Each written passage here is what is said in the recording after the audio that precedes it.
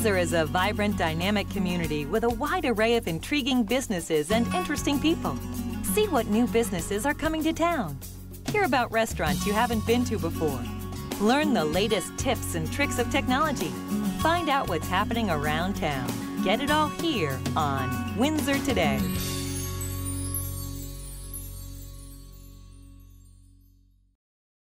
Hi, I'm Jane Garibay, Executive Director of the Windsor Chamber of Commerce. And I'm Marty McMahon, President of the Windsor Chamber of Commerce. Welcome to Windsor Today. Go ahead, Jane. Yes, we're very excited because we have the Chili Fest coming up on October 6th. Columbus Day weekend. Last year was a real hit. Matter of fact, we had how many booths last year? 24? 24, I believe, and our Chili Empress, her goal this year is 30. Well, that's great. You know, each booth puts out a big pot of chili, and the event goes till about 4 o'clock. Though you got to get there early because sometimes the chili can actually run out a little early. Right. Because really each booth can only do one big pot. And we hope everyone will come. Our chairperson, Lori Hartman, does a great job. She gets them all together, and the tastes are only $1 a piece, and it all goes towards our community events, including education. So it's really a great day. So if you or your organization are interested in putting a booth together this year, you can give Lori Hartman a call at the Town Hall or look on our website for information on doing that. Okay. We also have another exciting event coming up in November, Marty, which is the Red Rose Tea Fair. The Red Rose Tea Fair, this will be our second rendition, and it brought people from all over the country and actually all over the world to Windsor last year. Yeah, it did, from Colorado, England, Canada. It was pretty exciting, and we've been having sign-ups via our website since January, so we know that people are already excited about it. For those of you who don't know, Red Rose Tea is a product that has in each tea box a little Wade figurine, and the people that collect these figurines from all over the world are crazy. They are. They are collectors, and the neat thing is that Redco, which is the company that makes Red Rose Tea, is located here in Windsor, up in the Day Hill corridor. So it's really great having them here, and it should bring in a good crowd. So again, if you're interested in participating in that, look at our website, and we'll have information upcoming on that. Now what we'd like to do is head up to Day Hill Road area to Doogie's. Yeah. And we're going to have our Grab a Bite with Paula Pierce. Can't wait.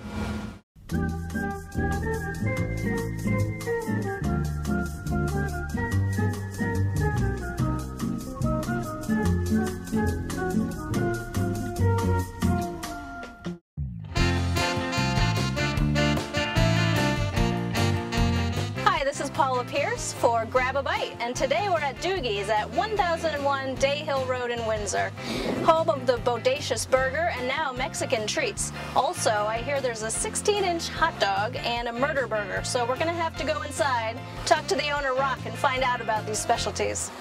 Walking into Doogie's, and sometimes the lines come out this long, but the food is well worth it.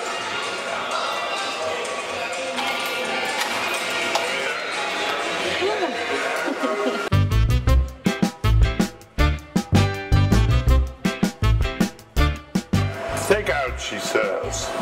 Okay, what are you going to have? She's going to have a burger, a bacon cheeseburger. Comes with lettuce and tomato. And did you want fries and a beverage with that? We call that do it to it. You make anything a meal and save $1. That'll be $7.99, please.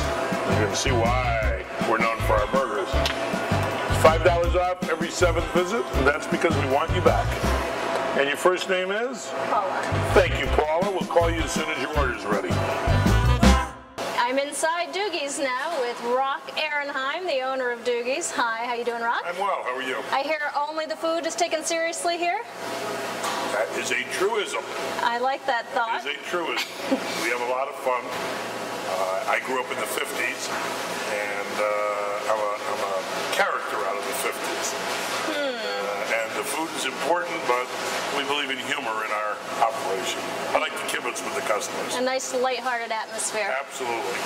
Tell me a little bit about what we have here. Well, we have our infamous Philly cheesesteak, which we promote as the best Philly outside Philly. We sell 350 to 400 a week. Wow. It is steak and cheese, onions, peppers, and mushrooms, or any variation, including LTM, lettuce, tomato, and mayo. And we have one of our signature burgers. Our burgers are 6 ounces, fresh, char-grilled to order, and that's actually one of the more important items on our menu. Actually, both of those are. No sitting around under a heat lamp for you, right? No, you can't walk in here and order it and have it handed to you like other places do. In fact, we don't do drive-through because everything is cooked to order. However, when it's busy, because we've learned how to anticipate, virtually everything we do is served in 2 minutes or less. That's amazing. I know the sign says you have lines, but it must go quickly. We have 2 registers. We move them very quickly. We get the orders in, we have a computerized register. It goes into the back, and they're anticipating and calling, and up pops the food. As I see here. We also have some other specialties here. Can I bring these on? Look at these wonderful dishes. Yes, we've just introduced Mexican as a good balance to Doogie's, which has a reputation for being cardiac city. Not anymore. We don't claim that our food is necessarily the healthiest, but in moderation, anything is acceptable. I have 3 doctors of my own, and they all eat here.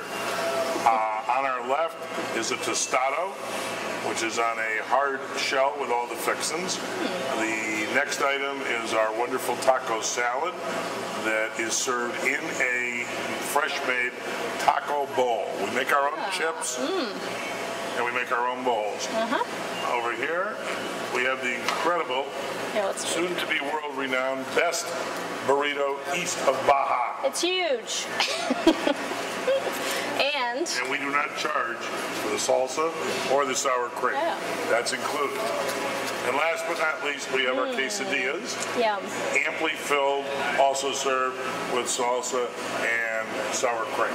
So it's a nice, healthy balance to the other things that we do. Very pleased with it.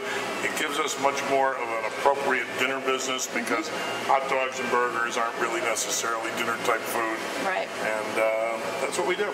And I hear you're going to start catering as well with your new Mexican items especially. We are. We're going to be catering the Mexican as well as some of the major items. It's difficult to cater fried foods because fried doesn't travel well, but that's designated to be a major step up to the plate for us. That's great. Now you've got to tell me a little bit about the infamous murder burger. I can't stand this anticipation. I've got to know. Well, the murder burger, I get a lot of big fellas in here, a couple of big gals. The murder burger is 4 pounds of burger with a single order of fries and a beverage. If it's finished in 90 minutes, it's free, and we'll even rename it after you. I'm like Mike Boguslawski. I'm in your corner. We started at 5 pounds and gave them an hour to finish, and nobody even came close. And to be honest with you, I'd love to have somebody do it. So far, many have tried, and none has succeeded. All right, bring it on. I'm going to give it a shot. There you go. I could never do it. Never do it. But 4 pounds, somebody's going to do it shortly. And when they do, we're going to come back into film here because I want to see that. I would be happy to give them their money back.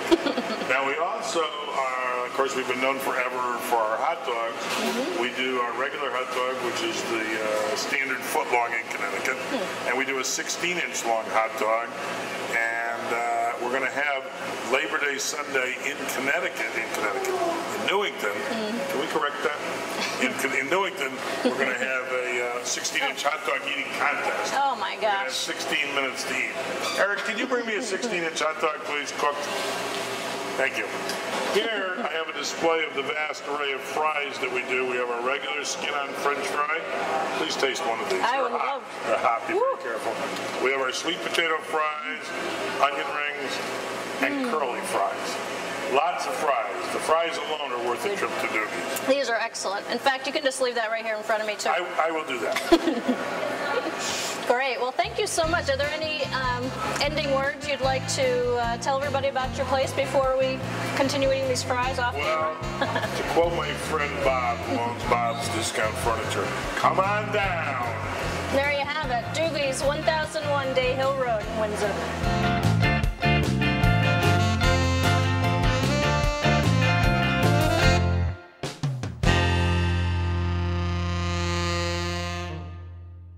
Thank you, Paula. Now I'm really hungry. I know, those 2-foot-long hot dogs. And what are the bodacious burgers? Yeah. Quite something else. Now we're going to go over to Tech Discovery with John Waveris. He's over at Win TV, our local community access TV station, and he's looking at technology over there with Fred Winter. Great.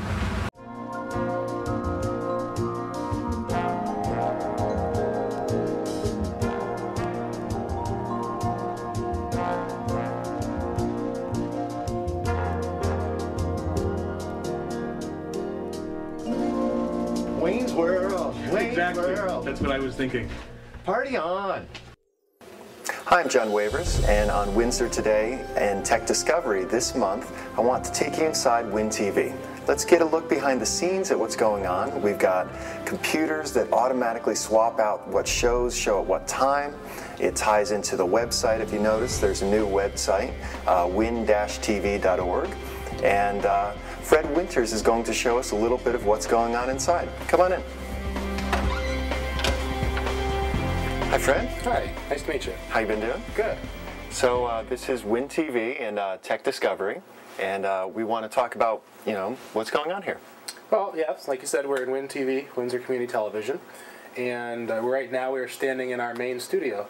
We tape most of our indoor productions here. Sometimes we go into the surrounding rooms, the auditorium and such to tape things, but mainly our interviews and our regular shows are all done right here in the studio. Cool. And these are 2 big studio cameras? Yeah, these are older Panasonic cameras. They've been here from before I've been here. They're still analog. Eventually the station will end up moving into digital formats for indoor productions, and then we'll upgrade them to slightly smaller cameras. They're a lot more high-tech, 3 CCD or higher. But they'd be digital, so that way we wouldn't have, I know a lot of people notice a little bit of waviness on the TV sometimes, and they see the blue curtain or a little bit of graininess when it comes to stuff that's shot in here, but it's only because when we're outside filming things, we're using our digital cameras, and in here we have our analog cameras. So a lot of people usually wonder what that difference is, and that's actually the difference. That and lighting. Yeah. Now, who can use this? Anyone who comes to the station, they can go through a training class. We have child courses and we have adult courses, training programs, and they can come in, learn how to use the equipment, learn how to direct, learn how to edit, learn how to use our mobile cameras to go out and film different events, just as you are right now. Cool. Yeah. Right. Yeah. Okay, now, right behind the camera, we'll point it over there in a second, there's 3 screens, and each one's showing a different show right now. Yes, that's correct. And this actually will answer a lot of people's questions that they usually have about how that all works. We have 3 channels, channels 5, 19, and 21. From this studio itself, we broadcast channels 5 and 19. The channel 21 is broadcast from the town hall. Its loop program loops from an MPEG player that's downstairs in the bottom of the town hall. Here we play off a different system that we can schedule all our programs from, and they play at different intervals of time from here. Right. Oh, I think I see one right now. It's showing the upcoming schedule for... For Thursday night, we have programs like Time Out to Cook, Perilous for Pedestrians, the Windsor Today, the Expedition, Animal Matters, McDougal MD. Cool. It's a really good night for that kind of stuff. They're all short 30-minute programs. Prime time. Yeah.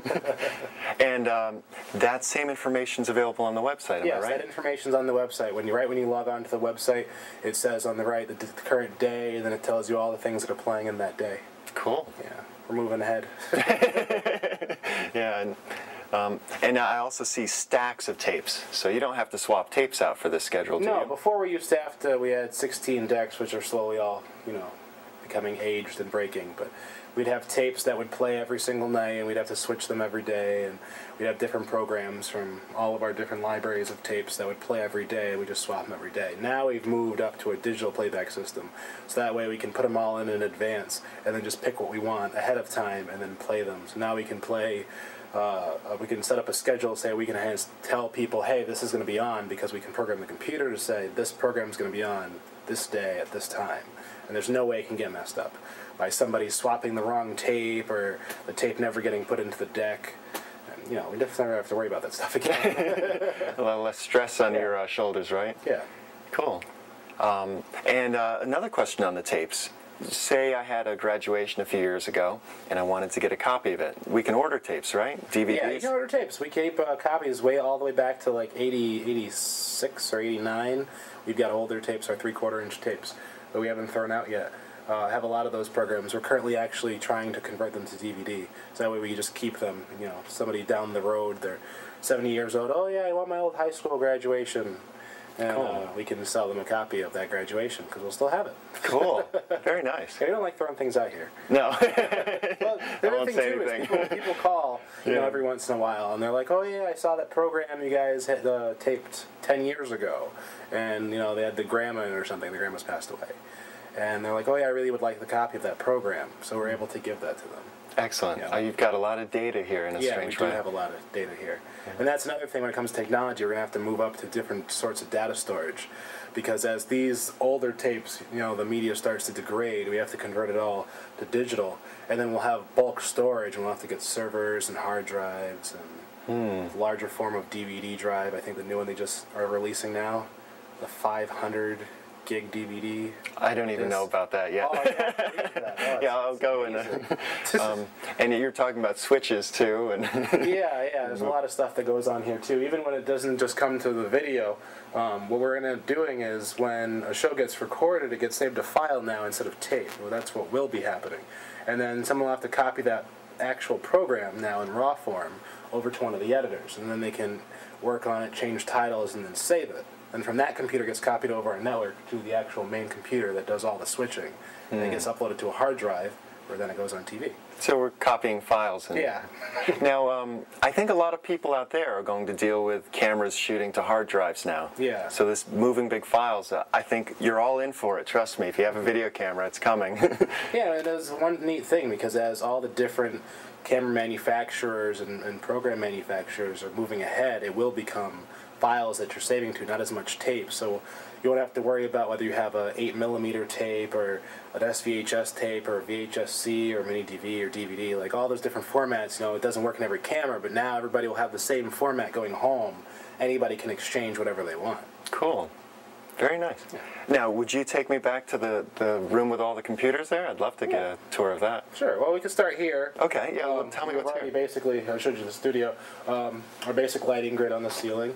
Our studio can actually be rotated because of how we have the curtain. The curtain can rotate all the way around the room, and the actual set can be moved over to our blue carpet, up against the flat part of the curtain. It can come all the way out to the far part of this couch actually right here, in case there's a band or maybe just a small interview or maybe you have a bunch of people, what have you. The room is very versatile, but this is our stage, and then the control room I'll actually show you next. Okay. So we're standing right now in our control room. From here, a director of any show can sit down, switch between cameras. You can put overlays over any shows that are being taped. You can cue up a clip, whether it be on CD, if you want to play a CD for an intro, or put on a tape for some sort of clip in the middle of a show. Like, say we had a news show, and they had an interview they did a couple hours ago at the shopping plaza. They could then play it, and whoever's out there could say, all right, we're going to Bill in the Field. And then, you know, cue up the tape, play it, it switches to them, and then at the end it says, all right, we're going back. And that allows you to do, like, live programs of everybody, the last minute's collaborating footage. And, you know, cool. Like the nightly news. Exactly, just like the nightly news, because that's almost exactly how they do it. Is it? They've got satellites sending the tape players from the trucks. So it's a little more last minute, you know, kind of thing. But yeah, from here, this board actually can switch between 4 cameras. Right now we only have 2. We'll probably end up with 3 shortly. Microphones you can set up to 6 or 12 actually on here. 16 if you use our other board. And then our computer here basically is for overlays, doing any sort of playing DVDs, you know, stuff like that. That was added in for that purpose. We can play DVDs and then do the overlays and intros and outros. So people can do live programs. But yeah, all that's done from here. And actually we have one more board in the other room that's just like this and allows us to control another 4 cameras. And that also we have connected to the rest of the building too. So someone's in the auditorium and they want to tape, they can direct from the second board and feed it over here. and you could do a show from the auditorium or from the courtyard or from out in the back. If someone really wanted to tape a baseball game, for example, live, we could do that. And, cool. Or just a meeting, a simple little meeting in the other room. People can do that, and we're nicely wired into everything. So, yeah, that's basically this room. This looks like a fun room. It gets weird sometimes, but yeah, it's fun. Sometimes there are 4 people sitting here for really complicated shows, or it's just one person doing a job of 4 people. But yeah. Cool. Okay. The electronics itself that controls all the switching in the TV station. There's another cabinet right here that's full of more tape decks, and then another DVD player, and the actual hard drives that our server plays our video files off of now, and the part that records and encodes all of that stuff. But the whole station, everything, even these 2 cabinets, it all comes back to here and connects to the Electronics Pro 16. The Electronics Pro 16. And from here, throughout the night's programming, it looks at what we programmed it to do, like if it starts on one deck, if it starts on one particular program, and it switches to that particular port or device, and then it switches that over to one of our modulators, and then the rest of this equipment in here just limits the audio so it doesn't get too loud. That's basically all the rest of it that it happens.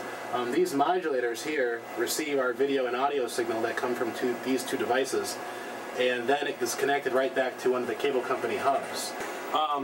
The myth, actually, a lot of people think of is that, you know, the signal will be sent from our little broadcast station all the way back to the cable company, wherever the cable company is, and then it would be sent all the way back to here. But what actually happens is these 3 modulators are connected right over to a hub in Bloomfield. And then from Bloomfield, they get our satellite receiver of all the other channels that come into our Comcast area. And then from there, it's sent back into Windsor. Simsbury connects to that hub, Bloomfield connects to that hub, and Windsor connects to that hub. So if, say, there's a major lightning storm and Bloomfield loses power, usually our cable goes out. A lot of people didn't actually understand what that had anything to do with the cable. But that's actually what happens. I think it crosses over like Park Avenue or something, and then goes into Bloomfield and comes back that way. But from here, all 3 of these signals are put over a fiber optic cable, and then by light, you're transmitted all the way over there. The station down at the town hall is a little different because of its distance.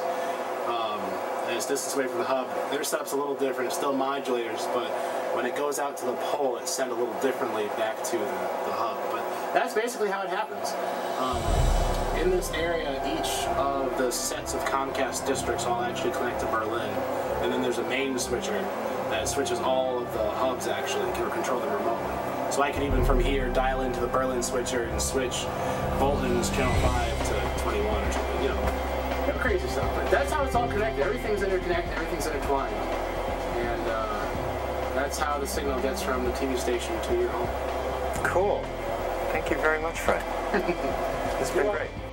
Thank you, John. That was really interesting. Now we're going to go to Christine Ermens from the Windsor Historical Society. She's going to be over at the bridge going over the Farmington River, the train bridge. Good morning. I'm Christine Ermens from the Windsor Historical Society, and I'm happy to welcome you to this moment in Windsor history. Today we're standing at the bottom of the boat ramp right behind Bart's, and we're looking up at the railroad bridge over the Farmington River. And this is a pretty special railroad bridge. It celebrates its 140th birthday this year. It was completed in 1867. Now, this was not the first bridge over the Farmington River. The railroads came through here between 1840 and 1849. The first railroad line in this region was really the New York, New Haven, Hartford Railroad, which was completed by 1840. And then the line was extended up to Springfield, and that was completed in 1844. So sometime between 1840 and 1844. The railroads came through Windsor, and a bridge across the Farmington River was built. Now, it wasn't this bridge. Bridges, early railroad bridges tended to be kind of flimsy wooden structures, got the job done. I want you to think for a moment about railroads and about the enormous amount of work it took to put railroad lines in. Railroad lines have to be fairly straight, and there can't be dips and So what happened was that people had to do a lot of blasting. They had to quarry stone to build up the railroad lines. And then think about it, every single solitary stream, ravine, river between here and New York City had to have a bridge over it. Before, there were ferries across the Farmington River. There had been bridges built, but it was a lot of work, and the railroads made them absolutely necessary. Now, we know there had been complaints about the bridge that was built over the Farmington River, the predecessor to this bridge. People said it was flimsy, people said it was a death trap, but sometimes it takes a real tragedy to make change happen. In 1866, the year after the Civil War, Noah Saunders was the watchman for the railroad and the railroad bridge, and he was killed on the predecessor to this bridge. And it was a real tragedy because he was only 40 years old. He left a wife with 4 young children. There were 2 girls, ages 12 and 9, and there were 2 very young boys, ages 6 and 3. And at this point, the people in town just decided enough was enough. A new bridge that was not a death trap had to be built. So they decided, to raise the money by subscription, and this bridge cost $71,000 to build. It was an enormous amount of money. There were almost 10 tons of stone that were used in the building of the bridge. There were a little more than 4 tons of earth and fill. There were 900 pilings, and the bridge took a year to build. And it was completed in 1867, 140 years ago. And it really has stood the test of time. It's been in continuous use since then, and it looks like it's going to be in continuous use at least 140 years in the future. Now, the way that we came to know this story about Noah Saunders was kind of interesting. His grandson, his great-grandson, Bruce Goodale, is a member of ours. And about 2 or 3 years ago, the Windsor Historical Society was looking around for a symbol of Windsor to use as its logo. We'd never had a logo before. And we opened it up to the public and we asked everybody what they thought would be the most appropriate symbol that immediately said to people, Windsor history, Windsor heritage. We kind of thought it might be the church or the strong house that some of you knew as the Filer House that started the Windsor Historical Society, but overwhelmingly people picked the bridge. It's kind of interesting how we happen to hear the story of Noah Saunders. Bruce Goodale, one of our members, is Noah Saunders' great-grandson.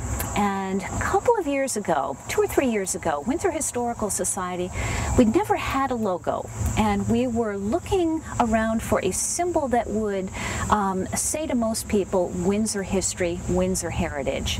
We kind of thought it might be something in the historic Palisado Green area. We thought maybe the church, maybe the strong house that some of you all knew as the Filer House.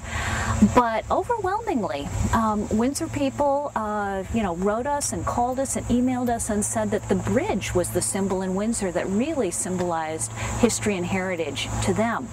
So we decided to use the bridge as the logo, and the more we thought about it, the more we liked it, because really one of the things that this bridge and other bridges across the Farmington River do is connect the old part of town, which is the Palisado Green area, with the new part of town, which is the Broad Street Green area. And that is actually something that the Windsor Historical Society does, or tries to do, connect history with modern times. And so we are proud to have the bridge as our logo. We certainly hope you'll come see the Windsor Historical Society if you haven't been there. We have a lot of interesting programs. We have a wonderful exhibition on World War I and all sorts of programming associated with that. A canteen dinner, memory walk in Palisado Cemetery, or actually you can see Noah Saunders' gravestone. It says right on it, Noah Saunders killed by a train. So anyway, do come visit Windsor Historical Society. You can find out more about us at our website, which is www.windsorhistoricalsociety.org, or just call us, 688-3813. And thank you for listening to this moment in Windsor history. Thank you, Christine. It was very interesting to see that bridge down in the Farmington River, which has been painted by many local artists. And many of those local artists actually belong to the Windsor Art Collective. And they've just opened up the Windsor Art Center over at the old Freight House. And they're going to be opening up on September 15th, and there'll be displays of many local artists. Yeah, I understand that it's going to be really neat, and they're really excited about it, and there's a board that's formed and forming a nonprofit, and it's going to be really exciting for Windsor to have. And their artists to be able to show their local wares, you know. Right. So where we go off to now, Jane? Going with the Artist Collective, another attraction that we have here in Windsor are our antique shops and antiquing.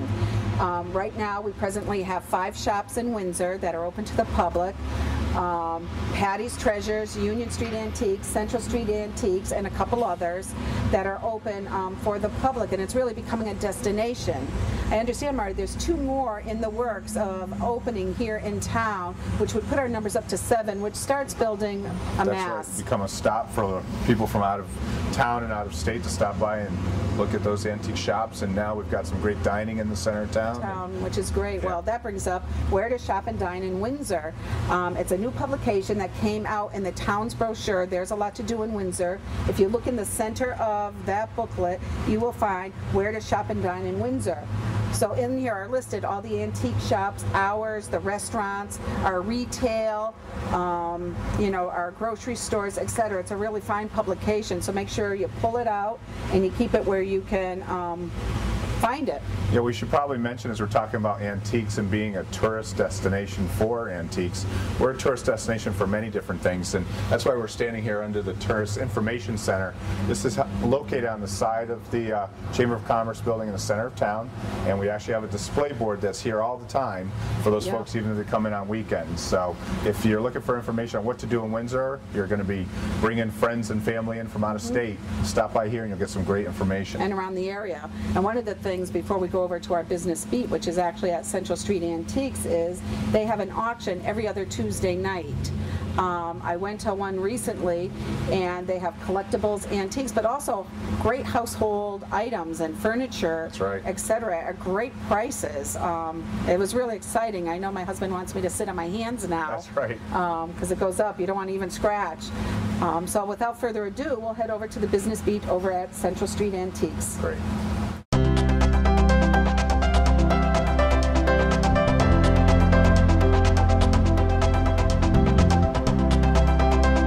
I'm John Wavers, and we're at Union Street Antiques. Central Street Antiques. Sorry. Okay. I don't even know what I'm doing. Okay. What's your... I'm Jamie Seelig from Central Street Antiques. We run auctions here every other Tuesday night, and this is one of our favorite customers, Howard Newman. And we have a lot of fun, and we come every other week, and we get wonderful items at very reasonable prices. Really? How long have these auctions been going on? We've been running these for a couple years now. Yeah? 2-3 years, yeah. And every Tuesday? Every other Tuesday night. Oh my God, I had no clue, and I've lived in town for 6 years. It's a great place. We clean out, you know, if any of you have folks that, you know, you're cleaning out a house or an estate, we clean whole houses out. We buy antiques and sell them for people and that kind of thing. And people come here. It's a great place to come if you want used furniture or things to furnish your house. I mean, Windsor, reasonable prices. Windsor, come to Jamie first. Come to Jamie. Now, there's a lot of really nice stuff in there. This is I heard about the auction 2 weeks ago. Yeah, I'm sorry.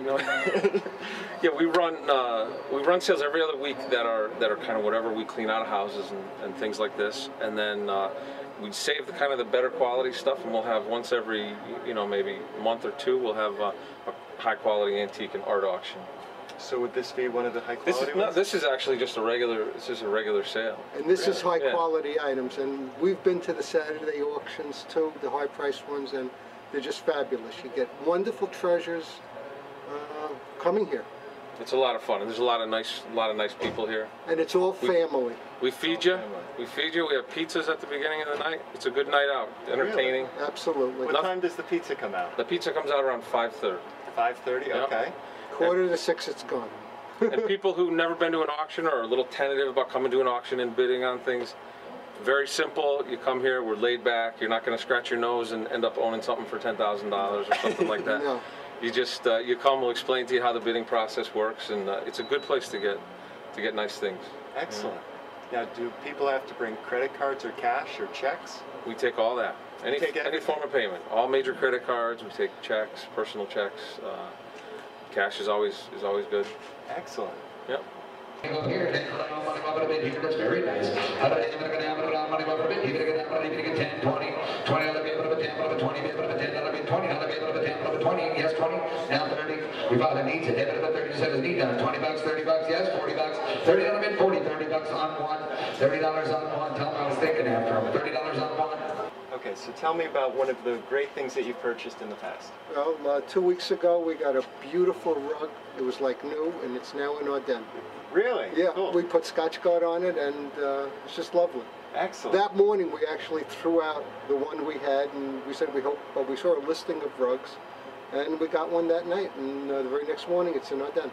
Oh, that's excellent. But we get just everything from Victorian and before, and China, and porcelain, and silver, and you name it, and it will be here. Wow. Now, did you see the chamber has all new furniture in our den now? Yeah, the chamber came here and went crazy. Last week, right? Jane Gary, from a couple weeks ago, came and got all new furniture, and the town of Windsor should be proud. They got really great deals on stuff, and it looks excellent. Cool. So she's looking out. If you went to buy all that stuff new, you'd pay 10 times what they paid here. So. I believe it. That's some great information about antiquing in Windsor. Well, we'd like to thank you for joining us for another episode of Windsor Today. And we would like to remind you that all the information you hear about on our program, you can find on our website. And the website address is www.windsorcc.org. Thank you and have a great day.